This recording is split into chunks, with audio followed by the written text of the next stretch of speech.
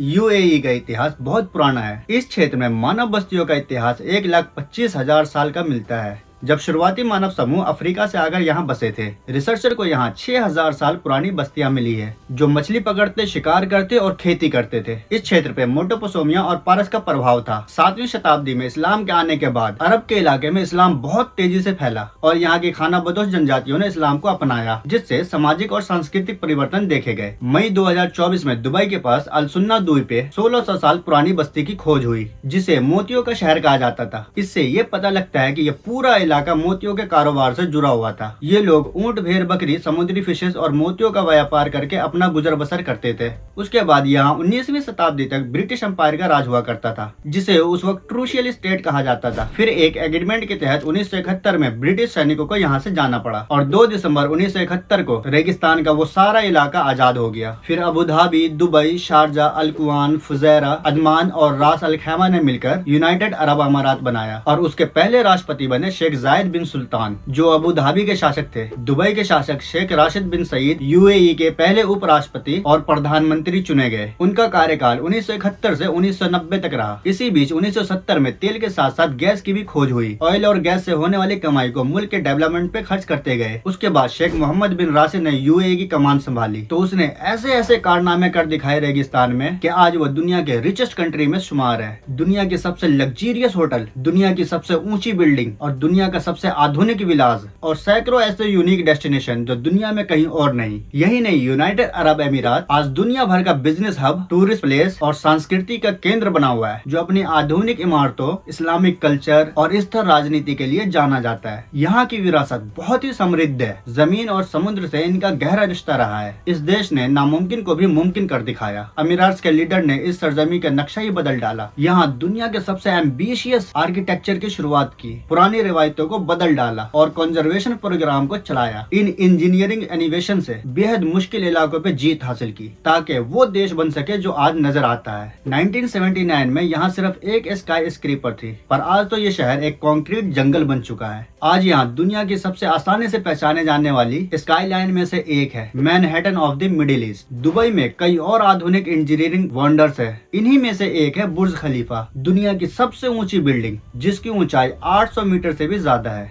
यह है बुर्ज अल Arab hotel, जिसकी शेप किसी शिप की तरह है, और यह है पाम जमीरा आइलैंड। आसमान से ये जगह किसी साइंस फिक्शन की तरह लगती है, फ्यूचर की तस्वीर की तरह। तो तस्वीर का एक फ्रेम भी होना चाहिए। इसके लिए दुबई अथॉरिटी ने 2018 में एक और कमाल की उपलब्धि हासिल की और बना डाला दुबई फ्रेम। इस मोन्यूमेंट का टॉप पॉइंट डेक पूरी दुनिया से यहाँ आने वाले टूरिस्ट के लिए बेजोर नजारे पेश करता है। इसका अगला हिस्सा ढका है करीब 3000 स्क्वायर मीटर रीइंफोर्स्ड ग्लास से। इसकी गोल्डन फिनिश इसकी खूबसूरती पे 4 चांद लगा देता है और ये सारे मोन्यूमेंट्स बेपनाह इनकम का जरिया बना हुआ है। यही वजह है कि दुबई के शेख खानदान के आगे ये छोटे मोटे टीवी एक्टर्स किसी मजदूर से ज्यादा नहीं। इनके पास इतना पैसा है कि अगर 200 लोग गिनने बैठ जाए तो लगभग 1 साल लग जाएगा। 14 नवंबर 1982 को पैदा हुआ शेख हमदान अल मोहम्मद को 1 फरवरी 2008 को दुबई का क्राउन प्रिंस बनाया गया। आज उसकी ऐशो इशरत और लग्जरियस लाइफ देखकर बड़े बड़े करोड़पति के होश उड़ जाते हैं। इसकी शुरुआत होती है शेख हमदान के दादा शेख राशिद बिन सईद से। ये लोग मखतून खानदान से थे जो पिछड़े आदिवासी की राजनीति करते थे। उस वक्त यूनाइटेड अरब अमीरात अलग अलग कबीलों के पास हुआ करता था। दुबई किसी और कबीले के पास तो शारजा किसी और के पास। उस वक्त ये पूरा इलाका रेगिस्तान हुआ करता था। शेख मोहम्मद के बेटे प्रिंस हमदान के पास इतना पैसा है कि पानी की तरह पैसा बहाने के बाद भी खत्म होने का नाम नहीं ले रहा है। ये है इसकी सेमरल्डा यार्ड। इसकी कुल कीमत है $70 बिलियन। इस 7 स्टार यार्ड में तो 24 कमरे सिर्फ क्रू मेंबर के लिए है। ये यार्ड शेख हमदान सिर्फ 5 से 10 लोगों की पार्टी के लिए ही इस्तेमाल करते हैं। इनके पास एक और यार्ड है, इसका नाम है दुबई यार्ड। इसकी कुल कीमत है $400 मिलियन। इस यार्ड में 50 शाही मेहमान ऐशो इशरत की जिंदगी गुजार सकता है। इस यार्ड में नौकरों को रहने के लिए 90 कमरे मौजूद हैं। इसके अलावा शेख हमदान के पास 300 फुट लंबी दवाबी सुपर यार्ड और 180 फुट लंबी कोटरेला शैडो यार्ड भी है। शेख हमदान का भाई मंसूर भी कुछ कम नहीं, उसके पास भी $10 मिलियन की यार्ड है। अब समुद्र से निकल कर एक नजर डालते हैं जमीन पर कि शेख हमदान के ऐशो इशरत के लिए और क्या क्या है। ये है मर्सिडीज G63 AMG,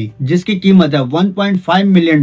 $2 मिलियन की Mercedes AMG SLS, Ferrari, Lamborghini Lamborghini, मैक्लेरन, Bugatti और फरारी F12 ऐसी कोई भी लग्जरियस कार नहीं जो शेख हमदान के पास न हो या उसे यूज करके न छोड़ दिया हो। ये तो सिर्फ शेख हमदान का कलेक्शन है। उसके भाई और उसकी पूरी फैमिली का भी यही हाल है। शेख हमदान बिन मोहम्मद की फैमिली के पास दुनिया की तमाम महंगी तरीन गाड़ियां मौजूद है। इसकी कुल तादाद 101 है। BMW, Ferrari, Rolls Royce, Mercedes और लैम्बोर्गिनी जैसी गाड़ियों के अपग्रेड पे गाड़ी की कीमत से 2 से 3 गुना ज्यादा खर्च कर देता है। ये है 21 कैरेट गोल्ड प्लेटेड। इसकी कीमत का अंदाजा आप खुद ही लगा सकते हैं। इन सबसे ज्यादा अजीज है शेख हमदान की ये ऊँटनी, जिसे शेख हमदान ने 40 करोड़ रुपए में खरीदा था। और रही एयरक्राफ्ट की बात तो बता दूं, एमिरात एयरवेज उसका खुद का है जो दुनिया की लग्जरियस एयर फैसिलिटी प्रोवाइड कराता है। और दुनिया का सबसे लग्जरियस 7 स्टार होटल भी उसका खुद का ही है। और ये महल शेख हमदान का है। वैसे तो शेख हमदान के पास दुनिया भर में कई सारे महल है, लेकिन वो अपनी फैमिली के साथ ज्यादातर वक्त इसी महल में बिताते हैं। इस महल की कुल लागत लगभग 70,000 करोड़ रुपए है, जिसमें जगह जगह 24 कैरेट गोल्ड से नक्काशी की गई है। शेख हमदान को जानवरों से भी लगाव है। ऊंट, शेर, टाइगर भी उसके कलेक्शन का हिस्सा है। देखा आपने कैसे यूएई के विजनरी लीडर्स ने रेगिस्तान के खाना बदोशों की जिंदगी बदल दी, और वहाँ की तस्वीर भी। आज उन्हीं खाना बदोशों की आलो औलाद की ऐशो इशरत और लग्जरियस लाइफ देखकर बड़े बड़े करोड़पति के होश उड़ जाते हैं। ये सब मुमकिन हो पाया एक विजनरी लीडर्स की बदौलत। वीडियो अच्छी लगी हो तो सब्सक्राइब करें।